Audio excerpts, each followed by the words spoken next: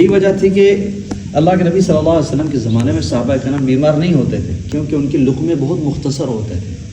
بعض روایت میں آتا ہے کہ 3 انگلیوں سے لقمہ لیتے تھے، یعنی لقمہ چھوٹا ہو، چاہے آپ کے 5 انگلیاں ہو یا 4 انگلیاں ہوں، کہنے کا مطلب لقمہ اتنا چھوٹا ہو کہ آپ کے منہ میں اس کو چبانے میں کیا ہو، کافی آسانی ہو، اور آپ کا لعاب جو ہے لقمے کے ساتھ سرکولیٹ ہوتا رہے تو نظام ہضم میں کافی آسانی ہے۔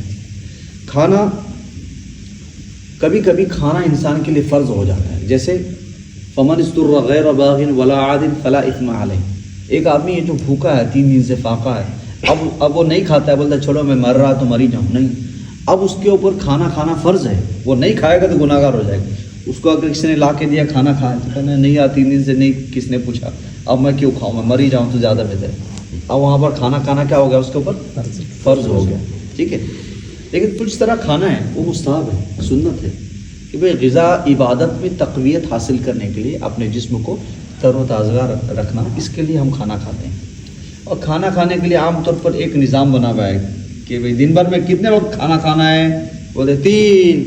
یہ 3 کا کانسیپٹ بہت غلط ہے، ٹھیک ہے، 4-5 بھی ہو جاتا ہے۔ ہاں، یہ 3 اکثر نہیں کہ عام طور پر بچوں کو بولے آپ دن بھر میں کتنی بار کھانا کھاتے ہیں، کہ 3۔ یہ 3 کا کانسیپٹ بھی غلط ہے، ایسا نہیں۔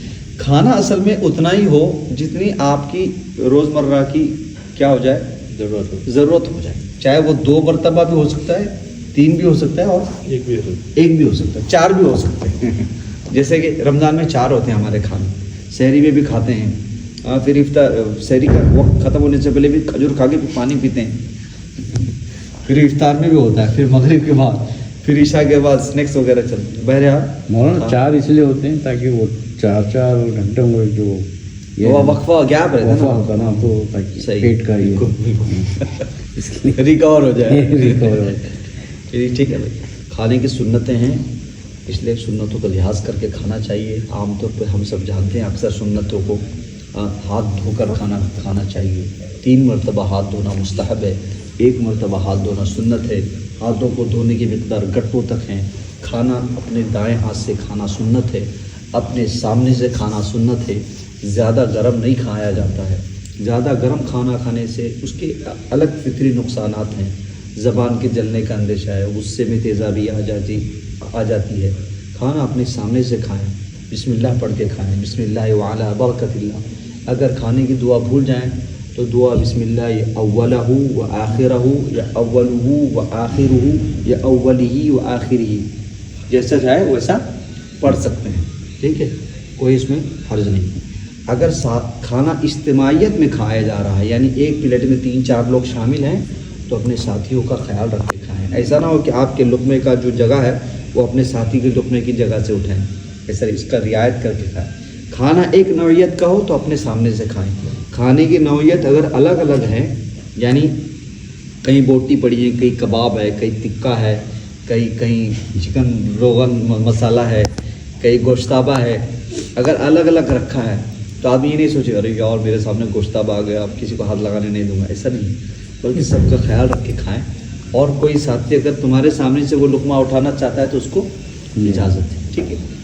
عام طور پر کہا جاتا ہے کہ جلا ہوا نہ کھائیں، جل کرنے کھائیں، جلا کرنے کھائیں۔ اس کو سمجھنے کی کوشش، ہم الفاظ سن لیتے ہیں، جلا کر نہیں کھائے، کیا مطلب ہے؟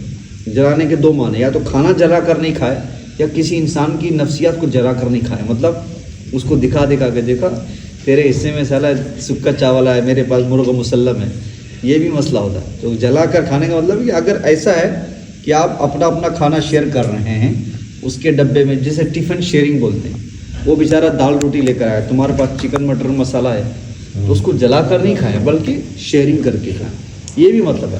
اور ایک مطلب یہ ہے کہ کھانے کو اتنا داغ نہ لگائیں، جلا نہ دے، اس کو کالا نہ کر دے، جل بھن کر نہیں کر دے، ٹھیک ہے، اس کا خیال رکھیں۔ کھانا جب کھائیں تو اگر لقمہ ہاتھ سے گر جائے تو اس کو کیا کریں بھائی، اٹھا کر صاف کر کے کھائیں۔ اس سے اولاد اور نسل میں کیا ہوتی ہے، برکت ہوتی ہے، اولاد نیک صالح پیدا ہوتی ہے۔ اور اگر منہ سے گر جاتا ہے اس کو نہ کھائیں، ٹھیک ہے۔ کھانا کھانے سے پہلے دسترخوان بچھانے کا ضرور اہتمام کریں۔ دسترخوان بچھانے کا یہ مطلب نہیں ہے کہ دسترخوان برائے نام بچھائیں۔ آج کل دسترخوان اتنا چھوٹا بچھاتے ہیں کہ پلیٹ رکھ کے تو دسترخوان چھپ جاتا ہے، جیسے پیپر وغیرہ بچھاتے نا، اور تو نہیں بڑا دسترخوان بچھائے تاکہ اگر کچھ اضافی چیزیں ہڈیاں وغیرہ تو آپ اس کو بہتر رکھ سکیں. اگر آپ کسی مجلس یا مہمان کے یہاں کھانا کھا رہے ہیں تو اضافات رکھنے کے لیے کوئی پلیٹ وغیرہ رکھیں، کیونکہ دسترخوان ایک خود بابرکت چیز ہوتی ہے، اس لیے اس کو گندہ نہیں کرنا. سورۃ المائدہ دسترخوان کے نام سے ہوتی ہے. عام طور پر دسترخوان کو ہم یہ سمجھتے ہیں دسترخوان وہ چیز ہے جس پر ہم اپنا کھانے کا بچا ہوا فضلہ کیا کر دیں، پھینک دیں. حالانکہ یہ دسترخوان کے معنی نہیں ہے.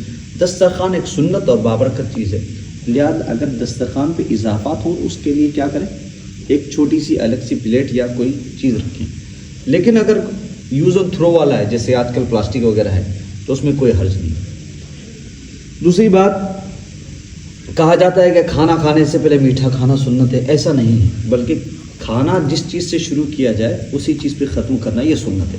اگر آپ میٹھے سے کرتے ہیں تو دوبارہ میٹھا کھا لیں، اور اگر نمکین سے شروع کرتے ہیں تو تھوڑا سا نمک بعد میں چاٹ لیں. یہ چیزیں. پانی کھانے کے درمیان میں پئیں، 1 مرتبہ یا 2 مرتبہ پئیں. پہلے پینا زیادہ بہتر ہے، بیچ میں پینے میں کوئی حرج نہیں ہے. کھانا کھانے کے بعد پانی نہ پئیں، اس سے نقصان ہو سکتا ہے قوت ہاضمہ کے لیے. ٹھیک ہے. اس کے علاوہ اور کوئی چیز رہ گئی بھائی؟ جو دعوت کا کھانا ہوتا ہے جی، اس پہ آپ کسی دوسرے کو دعوت نہیں دے سکتے ہیں. اگر کسی جو ہے یعنی کہ بھائی نے کہا بات کے سامنے آئے، اب آپ اس سے کسی دوسرے کو جو ہے یعنی کہ جس کہتے ہیں نا انوائٹ نہیں کریں. انوائٹ نہیں کرنا، آپ بس، اور کسی دوسرے کو نہیں دے سکتے. میزبان کو صرف اختیار ہے دینے کی.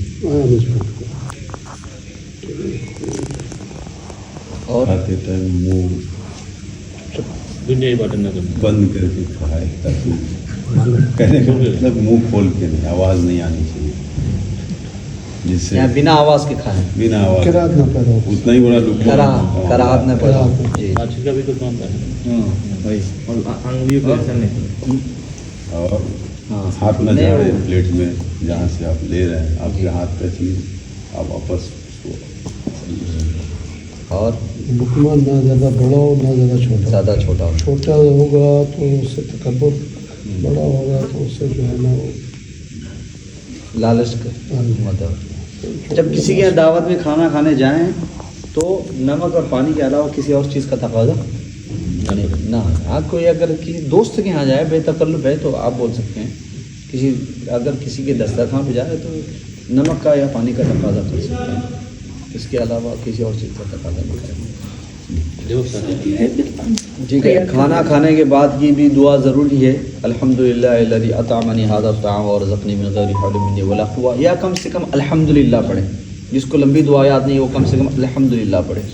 اگر کسی کے یہاں پر آپ دعوت میں جا رہے ہیں تو نبی کریم صلی اللہ علیہ وسلم سے سنت ثابت ہے، اکل طعامکم الابرار وافطر عندکم الصائمون وصلت علیکم الملائکہ.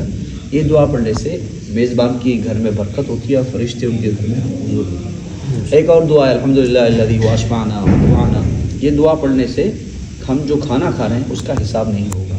کھانا کھانے سے پہلے نیت درست کر لیں کہ میں کھانا اس لیے کھا رہا ہوں کہ اللہ تعالیٰ کی عبادت میں تقویت ہوگی وغیرہ.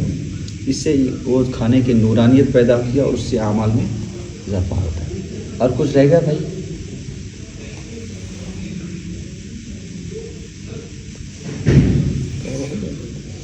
اور کچھ رہ گئے؟ نہیں رہ گئے. کھانا کھانے کے بعد جو ہے دسترخوان سے ہاتھ نہیں پوچھیں. اگر دسترخوان کپڑے کا ہے تو ہاتھ دھوئیں اور پھر ٹیشو سے صاف کر دیں. کچھ لوگ وہ ویسے ہی انگلیاں جو ہے صاف کرتے ہیں. کھانا کھانے کے بعد جب کھانے سے فارغ ہو جائیں تو اپنے انگلیوں کو صاف کرنا بھی سنت ہے. پلیٹ میں ایک دانہ نہ رہے. نہ پلیٹ صاف بھی کریں بالکل.